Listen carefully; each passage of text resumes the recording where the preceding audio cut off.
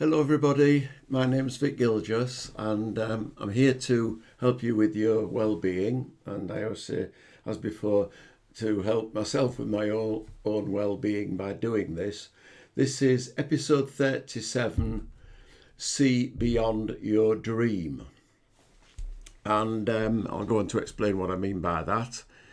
Is that if we or you or any of us understand the three principles, which is what I'm basing my talks on, which was revealed by Sydney Banks, a guy called Sydney Banks, and there's plenty of YouTube stuff on him. Sydney Banks showed us, and it wasn't called the three principles then, but later became to known as the three principles. It was just called the understanding at the beginning. And the understanding was that we live in a dream created reality. So I'm going to be talking about dreams. In other words, our system, our body mind system, is not designed to see reality. So in other words, we have the outside world giving us its information. We are aware of what goes on, but that is we are not capable of really knowing that reality. That reality is just coming through our thoughts about it all. So our reality is our thoughts, not what is actually going on. And so that is can be a container, a constraint, or it can be a great release, because it means really that the outside world is not as in charge of us. Our circumstances are not in charge of us. It's what we think about everything. And that doesn't mean to say that in reality bad things don't happen, and also good things, but it is always how our mind, our thoughts, we live in a thought created reality about it all. We do not know what reality is. But we have a wonderful system, this system, which is our thoughts about it all, as an inbuilt, the system has an inbuilt ability and awareness that when we get good feelings or bad feelings as a result of our thinking, then that is a signal that we can do something about it. And we can do something about it because we can choose to stay with our thoughts and try and work them out, and that doesn't work because basically we can think ourselves into problems, but we cannot think our way out of problems. Thankfully, the inbuilt system that we've got, which tells us when we are thinking wrong because we feel bad and we know things are wrong, that is a signal to stop looking at our thoughts and to be able to look at the intelligence that is always there awaiting to guide us, universal intelligence, the intelligence of the energy that runs through our body, which can guide us, which knows what to do. So that's why I mentioned the dream in the context that I do. What I want to start off with now is to explain this more fully and how you can help yourself, and how I've tried helping myself with this understanding is to go through it by means of this particular story, which I experienced a week ago.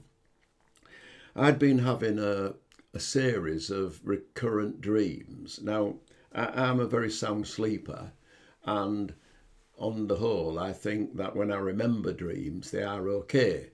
But a fortnight ago, I don't know why, but I woke up and half remembering a bad dream. It wasn't a nightmare, it was a bad dream. And it was annoying because what I'm saying is that I was pleased to wake up. It was kind of phew, thank God that's just a dream. And I can get on with my day now. What upset me was that it was a dream about me being back in academia, and all of a sudden realising that I was supposed to be taking a class of students, and I didn't know where the class was and wasn't quite sure what time it started, and also I couldn't find my notes about my subject. Now, in reality, although I was a lecturer in academia for many years, that never happened. Now, I'm not saying I'm a clever clogs or a fussy boots about it all, but it just did not happen. I always kind of made sure I was on time. I wasn't the perfect timekeeper, but I certainly never was in the situation of thinking, oh crikey, I've forgotten to take a class and where's the room and all the rest of it. And so obviously there was something going on in my life, or maybe it was back in those days that maybe the reason that I kind of was okay about, making sure that I did it right was because it probably was a worry of mine at the time that I made sure that I did do it right. And now that kind of, I don't know, mini trauma, because this is nothing to, get out, throw my toys out of the cot over. It wasn't a nightmare, but it was just a little bit upsetting that I was waking up in a little bit of a sweat and feeling fed up about it all. So yeah, it may have been caused through anxiety in the past over it all, trying to make sure that I was always on time and worrying about it. But I think that what I was also, it led me to do was to examine what was going on in my life at the moment. But I don't want to go that particular way. What I want to say is that when I woke up and said to myself, oh, thank God that's a dream, I want to point out, right at the beginning, I said that life is but a dream because we live in our own thought-created reality. We don't know what reality is. We only, our version of reality is what our thoughts about it all are. So that what I'm saying is that during the day, we are still daydreaming. We are, what the mind is making up or coming up with is what we perceive or take to be real, when in actual fact, it is what the mind, our thoughts tell us. And so the good thing about that is that whilst we are awake, and this is what a point I want to make is, when you're asleep in the dream, you can't do anything about it. You are stuck with the situation in your dream, whereas in your conscious state during the day, when you are, for example, we're always daydreaming, and I don't mean, you know what I mean, I hope so, that we are, we're in our thought, that, and if our thought is upsetting us like a bad dream, because we're not actually unconscious in that sense, we are consciously aware of our thoughts and our thoughts are upsetting us, then we can do something about it. That's the point I'm trying to make, is that if our life is like a bad dream, we can do something about it. So what I want to do is, there is a stanza of 4 lines, and you'll know what I mean. I'm going to read this out, and it is a poem.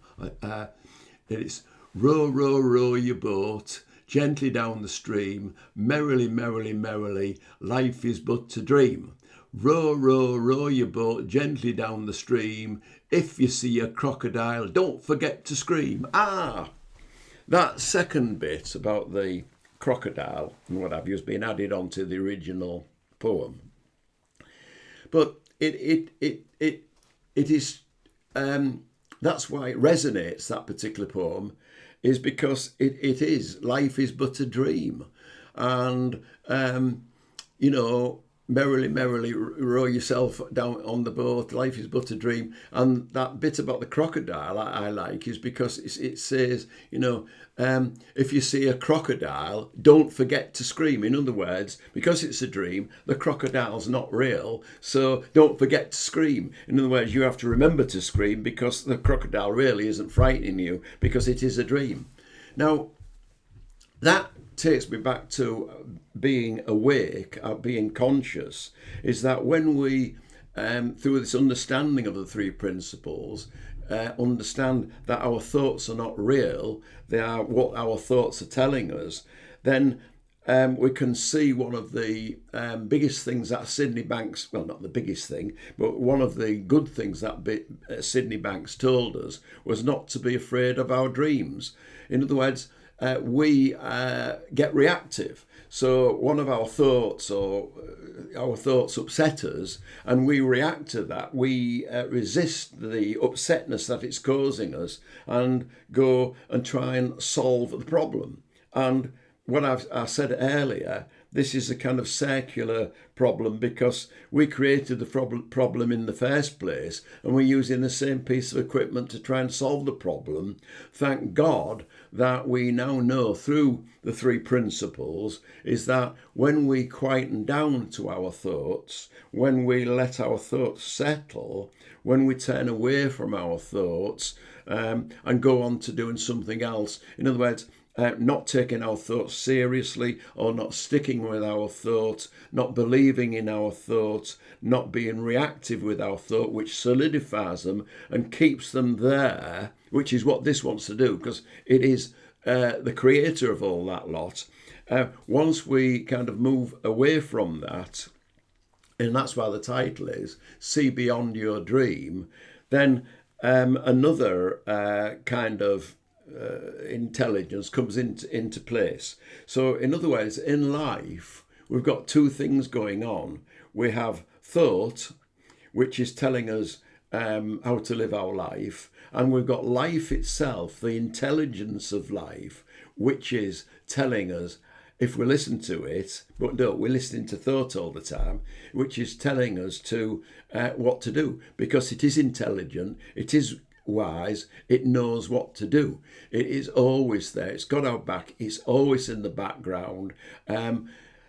The way in which we can often move away from that is by just kind of going more and more into our thought-created reality and getting stuck in that and letting it, which it upsets us because that we're trying to solve the upsetness and move away from it. In actual fact, all we're doing is keeping it close there because we're making it solid and real.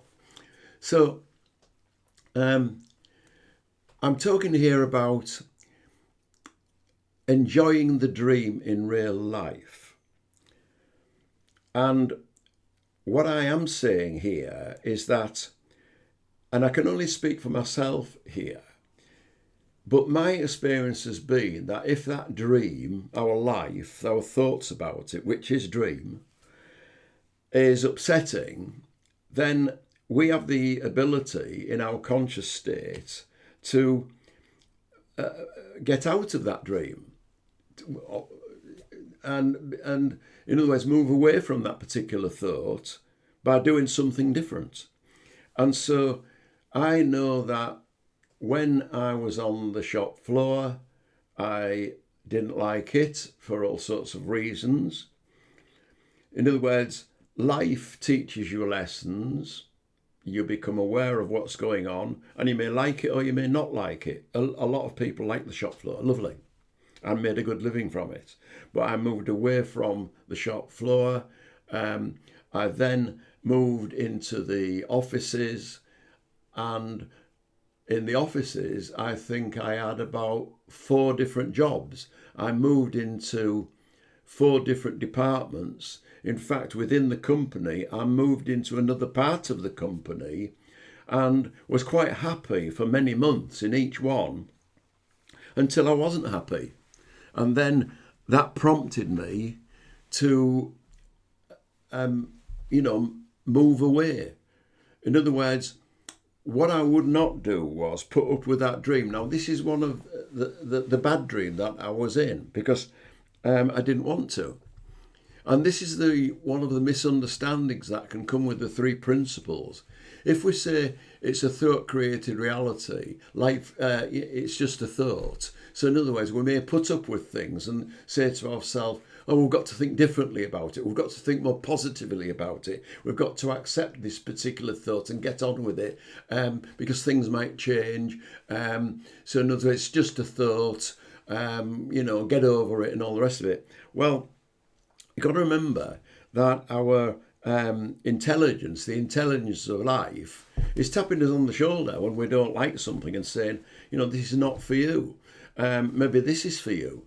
And so I heeded to that kind of message, that type of feeling that I got, that enough is enough of this, and I will try and get out of this and attempt to do something different. Now, when I left at one stage, I left a particular company I'd been in for many years and went into another industry in another company and worked there. And that was exciting and a big learning process. But eventually I decided to leave that. And eventually I went into academia, and I was in one particular city in academia, and in Hull in Yorkshire, as you can tell from my accent. And then I moved to Nottingham, which is where I live now, to go to the university there and become an academic there. But although I had tenure, which means you retire when you retire age. I left before then because I'd got the feelings. Although I loved lecturing and I loved the students, I didn't like the bureaucracy and I didn't like the politics, and I didn't like the system. So I got out of it, and I'm quite happy that I got out of it. So what I'm saying, it is possible. It was in my, and I'll explain this. This is not possible for everybody, and I accept that, and I'm going to address that hopefully. But what I'm saying is that each time I decided to, if the dream was like a bad dream, to snap out of that dream and do something else. And obviously my thoughts about it all, and all our thoughts about everything, is still but a dream.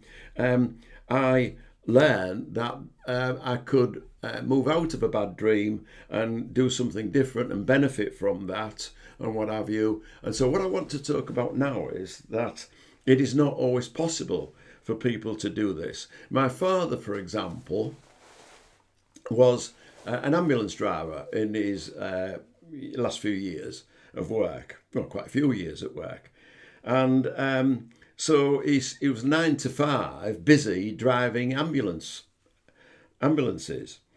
But what he did, because that didn't fulfill him, didn't satisfy his dreams, he became, first of all, a compere in pubs and clubs in Yorkshire, and then become he was an artist at first on an evening. This was his extra little job, and then later on, as he got older, become a compere. So instead of him being the act, singing a few songs and jokes, he hired other people to do that, and he was the compere. But that's the thing he loved doing. He loved being on the stage. He liked the limelight. He liked the chat. He liked to be able to perform. And so if he couldn't do it in his day job, he did it on the evening job. And I think in academia I was just the same, is that whilst I had my academic duties to do of writing papers and research grants and lecturing, I enjoyed writing books, and I enjoyed developing management games. So I was able within the same job to do something extra. Now, again, going back to this, it is, some people cannot always do this. And a film that I watched recently, and this was a fortnight ago, was a film called, I'm just looking for the title of it. Yeah, it was a film called Good Fortune, with Keanu Reeves in as the main actor there. He was in, if you remember, The Matrix. And what Keanu Reeves plays in this particular film is he plays an angel who is sent down to Earth to sort things out with people that are not having a good life, to help them. And in the film, what he does is there's a guy who was at the bottom of the food chain in terms of having a decent job. In fact, to make ends meet, this person had to have 2 jobs, sometimes 3 jobs, and was finding it very difficult to get by. And he swapped his life with a wealthy businessman. So the wealthy businessman had to go and do all the low-paid jobs and what have you, and the guy who had to do that, was doing that, swapped and become the wealthy businessman. And so the film shows what happened, that lessons were learned and all the rest of it. But what it did, it showed me that it can be very difficult, obviously, for people who are stuck and cannot get out of the rut of having to work long hours on low pay and not have the chance to get an education, etc. And all I can say about that is that one of the things that the film highlighted is that when the millionaire, the wealthy businessman, had experienced being at the bottom of the pile, living, a poor life, poor working class life, what he did when he went back to having his wealth, he did something in his companies, because he owned companies, to make life better for people at the bottom. So he made some big changes, and that is lovely. And that's all that we could do, is that's love. We can help others to get off the bottom rung, as it were, try to make life a bit better for them so that they can fulfill their dreams. And that was another point of the film that was nice, is that the person at the bottom, when he became the wealthy businessman, realised that a lot of the socialites, the people, the company, that the lifestyle that he was around in, there was no real true friendship, or less true friendship, and he lost love of a genuine person. And so that was the nice thing, is to realise that even at the bottom, that is one ability that we have, to be able to be loved and by someone, and to love someone, because that is the gift that we've got. And I think both of these people, the rich and the poor, realise that that's what matters. So it was a very nice film. I have to say, well, I can't say, I could compare it with A Wonderful Life, which was many years ago, and I watched that every Christmas, and that I used to watch it with my wife, and we both used to cry. Lovely film. But this was a good film. Not as good, but nearly. Go and see it, yeah. So a lot of life lessons there. And again, to absolve me of my sins in this sense, what I did when I was writing, and this is true, when I was writing academic papers, quite a few of my papers were to do with quality of work life and home work life balance, because I considered that to be very important, because of my memories of being on the shop floor, of being treated badly by the system itself, and also the people, certain people in the system. And so I'm trying to get the balance, which is very important, of your home work life. And so just going back to this thing here is to say that our thoughts try to steer our life, but we've also got to remember is that life, this intelligence behind life, also helps us steer our life. And so we kind of sometimes forget that we strengthen the muscle of thought all the time, because our intellect, we use it and use it and use it, whilst we forget, because maybe, and I'm trying to give you this understanding, we forget that this knowing, this understanding, this wisdom is always there, and it's much more powerful. And that's got love in it, because it is love. So I think,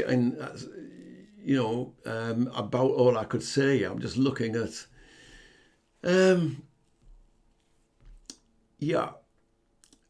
I've got to take your hands off the steering wheel.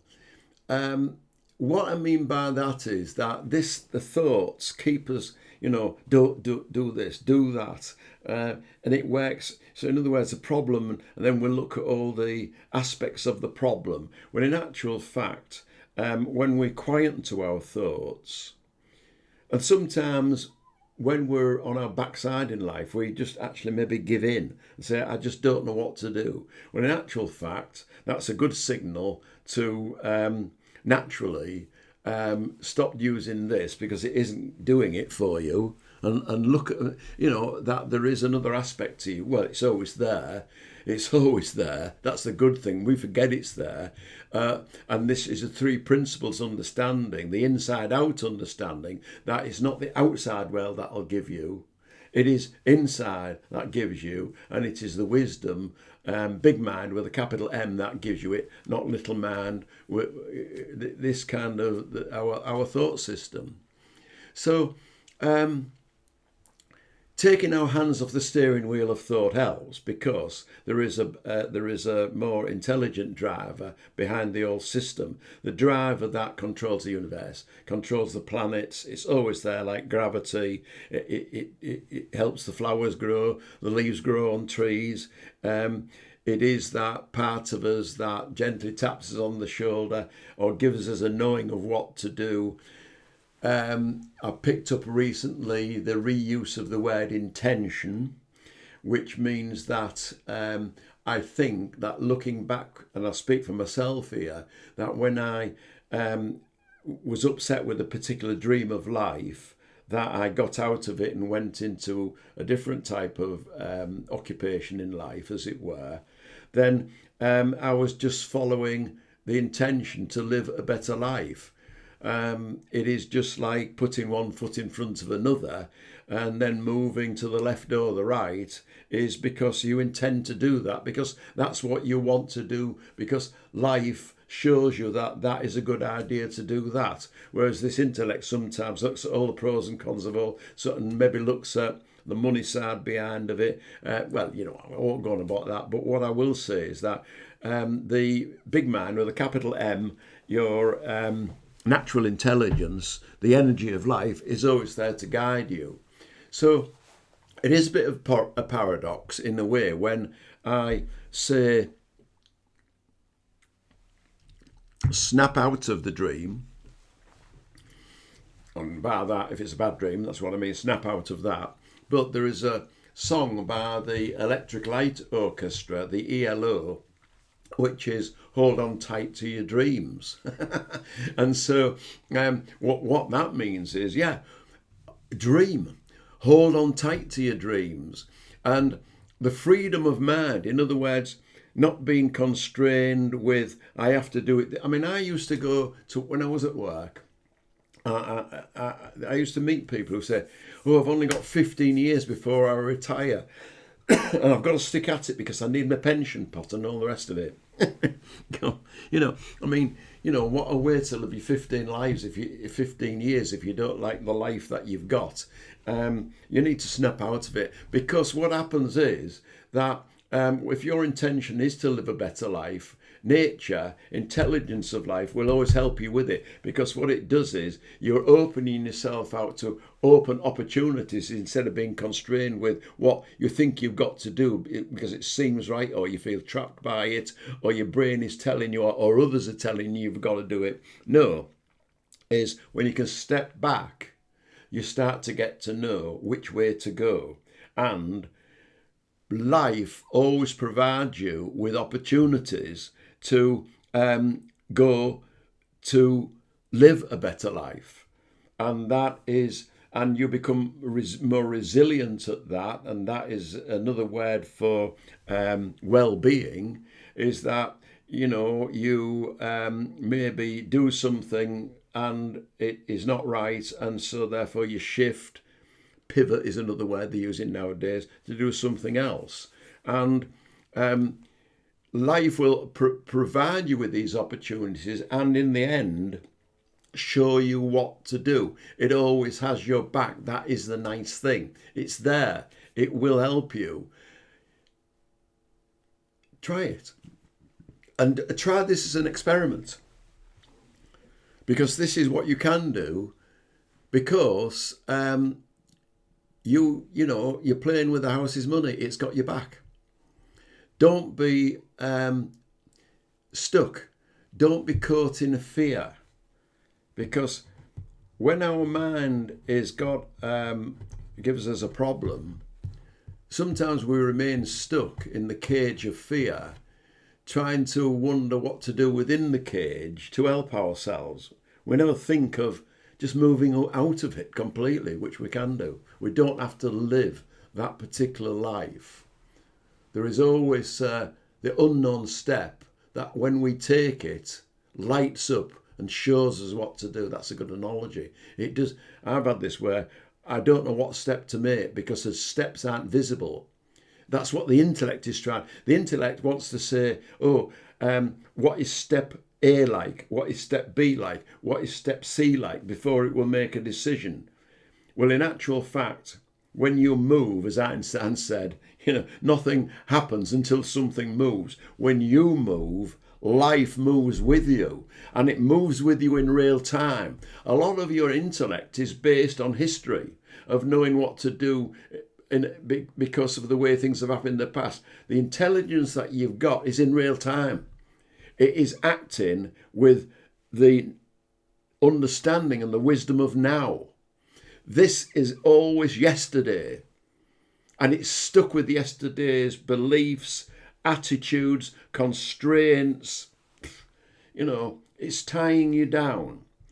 The only way you get the freedom is to understand that and to back away from that. And when you back away from that, it opens the constant flowing help of love, because that's what life is. And that is what is with you all the time. That is the formless, as the three principles showed us from Sydney Banks: mind, consciousness and thought, which are before form.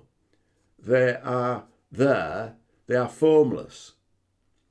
We have got the ability to think thoughts. I'm not talking about particular thoughts. We have the ability of thought. We have the ability to be aware of our thoughts. In other words, aware that thoughts are upsetting us or pleasing us.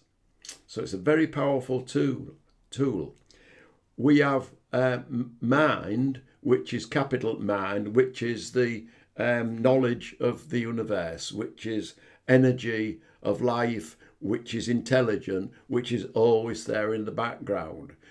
Often we forget, because we maybe don't understand what the three principles are and how it works, but we forget that when we have a particular thought, which is form, and that particular thought is kind of threatening, giving us anxiety, that we get stuck in fighting it, in trying to tackle it as if it is real. It is not. And therefore there's no reason to fear that particular, and I won't say circumstance, because it's not. It's our thought about a circumstance. Just let that go. And when we let that go, we're taking the, I won't say first step. What I'm saying is we go back into creation. We go back into the formless, which has got infinite possibilities. And that is from nothing, because it's formless, comes everything. And once we start to go back to base, as it were, to our inner state, so it's what I mean by, we sometimes called inside out, not looking to the outside, knowing that the inside has got the answers, therefore it provides the answers that we can use in the real world to maneuver it best. And this is how we evolve.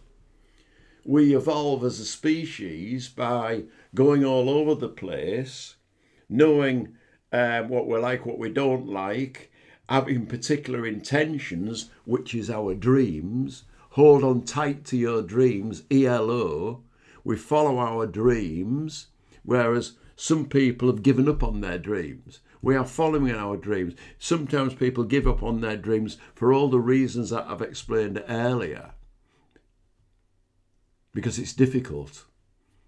Because life makes it difficult. What you will find is that life, when you change, life starts to help you, because that's the way the system is built.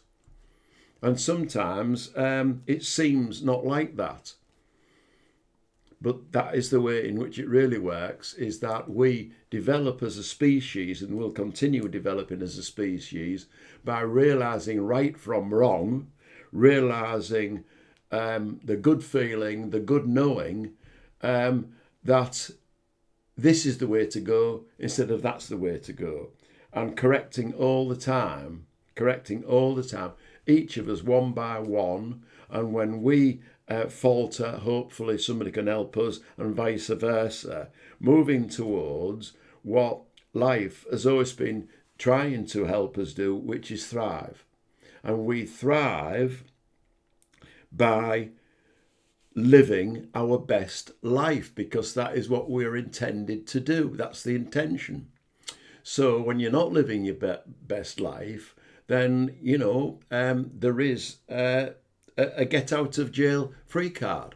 You don't have to live that bad dream. You could snap out of that bad dream and live your real dream. And your real dream is what you intend to do. And what you intend to do comes naturally. Because we're all unique individuals, we've all got our particular intentions. And, and as I've said with my father, you may have to do it in your spare time. But somehow, even if it's 1 hour a week, follow your dreams. Do what inspires you. And there's the word, in spirit. Do what turns you on. That inner ding, the thing that makes you come alive. Do it. Even if it's... And that will rescue you for the rest of the week. And so when I was, say, for example, having to write academic papers or research grants, which I didn't like, I could write a management game in between, and I loved doing that. I love teaching the students, but you can't be doing that all the time. In fact, if you did, you get bored of it. And you'd want to do something else. And your intention would to have some nice variety. That is the spice of life. And that's what I'm putting you towards, is that often we don't get the spice in life because our thought keeps us like a horse's blinkers, just looking that way. No distractions, because that might harm us. Ooh, don't want to do that. Let's kind of keep everything tidy and, tiptoe, get the house all tidy and tiptoe towards our coffin just dust the top of your coffin, open the coffin and get in the coffin, knowing that you've left a nice tidy house. Don't disturb anything. Make sure that, no. Life is to be lived, and it is the wherewithal to live it is there in you already. And sometimes we forget that. The three principles shows you how to do that it's there. You've already got the gear. Use it. It's as simple as that. Except it isn't simple if you don't understand. And I think everybody understands love. And so if it's love of what you do, follow your passion. Be the best whatever. And when I'm washing the dishes sometimes, because my missus is not there to help me, I'm the best dishwasher now, and I just get on with it as best as I can. So thank you for listening. I hope that's been helpful. Take care. Love you. Cheerio.